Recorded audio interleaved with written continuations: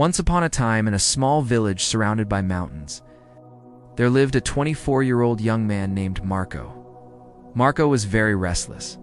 His mind was always full of thoughts. All day long, different thoughts came and went, and these thoughts made him feel uneasy and tired. He always felt sad about his past and worried a lot about the future. Because of these thoughts, his mind was like a storm. He couldn't feel calm, couldn't sleep well, and even forgot how to smile. One day, Marco heard about a faraway village in the hills. People said that a wise old man lived there. That man used to be a famous psychologist in the city. He had helped many people in his life and had taught them how to find peace in their minds. Now, he was old.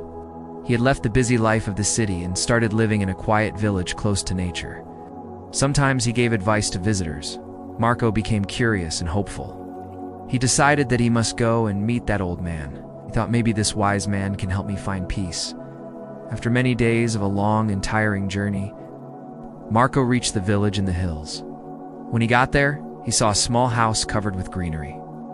On the porch of the house, the old man was sitting quietly. His eyes were closed, and he looked very peaceful. Marco walked up to him and said softly, "Grandfather, my mind is very restless. I cannot stop thinking. I want peace in my heart. Can you help me?" The old man slowly opened his eyes and gave a calm smile. He said, "So you are looking for peace? Then come with me. I'll give you a small task." He took Marco to his little yard, then filled a glass with water completely full to the top. The glass was so full that even a little shake would make the water spill. He gave the glass to Marco and said, "Walk from here to the edge of the village and then come back.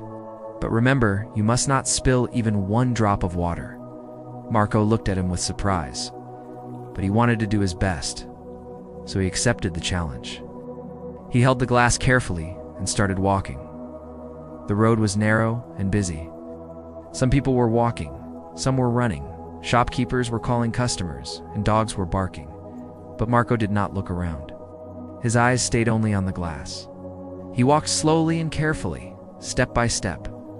People looked at him with surprise, but no one disturbed him. They knew he was learning something important. Finally, Marco came back to the old man and said, "Grandfather, I did it. I didn't spill even one drop of water."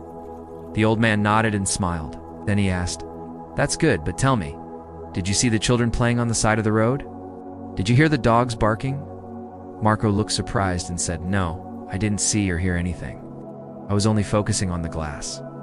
The old man smiled again and said gently, "That is the secret, something that was always inside you, but you didn't know."